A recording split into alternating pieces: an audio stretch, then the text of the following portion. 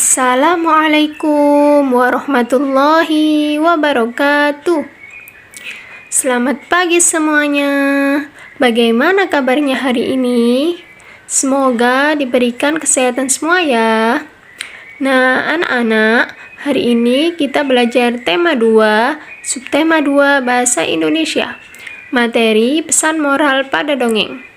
Untuk mengawali pembelajaran hari ini, marilah kita berdoa terlebih dahulu agar apa yang kita dapat hari ini dapat bermanfaat. Oke, dipimpin oleh Ustazah ya. Berdoa mulai.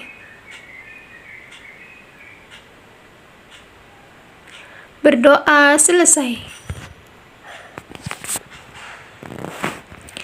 Sebelumnya, Ustazah akan membacakan pembelajaran hari ini. Yang pertama, peserta didik mampu membaca dongeng dengan tertib. Yang kedua, peserta didik mampu menuliskan pesan moral dari dongeng dengan tertib. Nah, pesan moral pada dongeng. Tahukah kalian dalam dongeng mengandung pesan moral yang dapat kita ambil loh?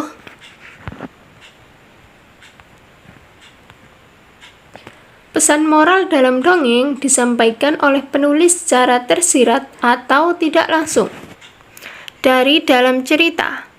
Ustazah ulangi lagi ya, jadi pesan moral dalam dongeng disampaikan oleh penulis secara tersirat, bukan tersurat ya, jadi tidak langsung.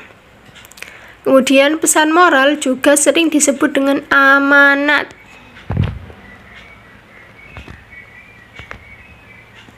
Nah, anak-anak, untuk mengetahui pesan moral dalam cerita, kita harus membacanya berulang-ulang.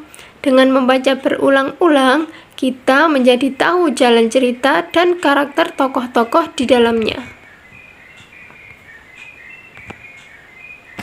Cara menemukan pesan moral pada dongeng. Yang pertama, baca seluruh isi cerita dengan seksama. Yang kedua, cari isi pokok atau inti cerita dari setiap paragraf. Yang ketiga, pahami setiap isi atau inti cerita setiap paragraf. Dan yang keempat, simpulkan inti cerita menjadi sebuah amanat atau pesan moral sebuah cerita dongeng.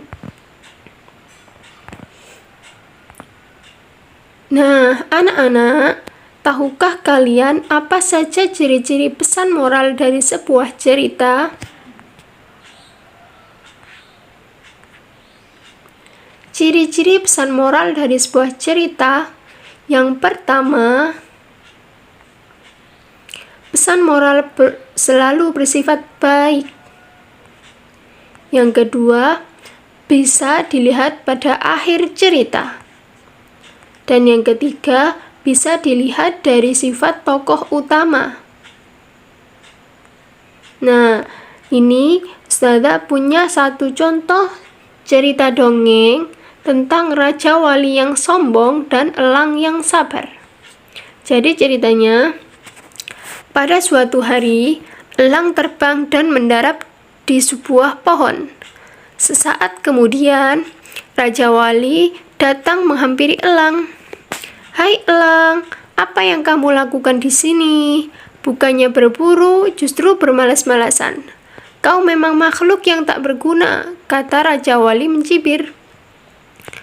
"Aku sedang menunggu bantuan dari dewa," kata elang.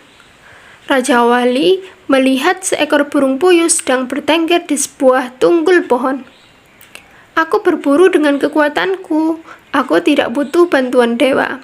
Perhatikan apa yang aku lakukan kepada burung puyuh itu. Aku akan membunuhnya dan memakannya di depan matamu," kata Raja Wali menyombongkan dirinya.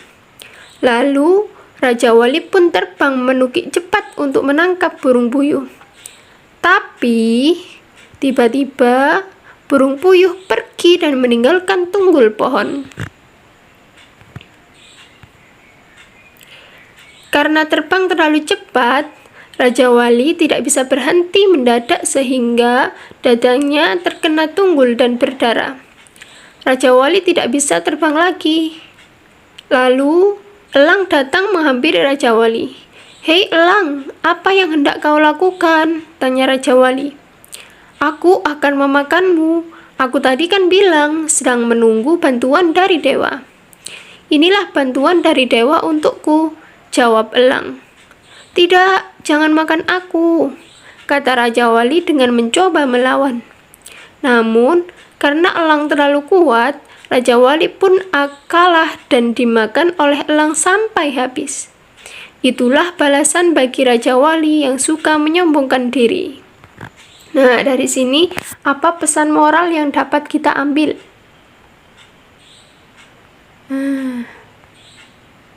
Jadi, pesan moral yang kita ambil dari cerita dongeng Raja Wali yang sombong dan elang yang sabar adalah jangan jadi anak yang sombong dan suka membanggakan diri sendiri. Setiap orang pasti butuh bantuan dari orang lain. Nah, anak-anak, tugasnya kerjakan LKS tema 2, subtema 2 Bahasa Indonesia, halaman 31 sampai 34. Jawabannya salin pada link yang Ustazah kirim di WA ya. Selamat mengerjakan. Terima kasih sudah menyimak video pembelajaran hari ini. Semoga bermanfaat dan tetap semangat ya.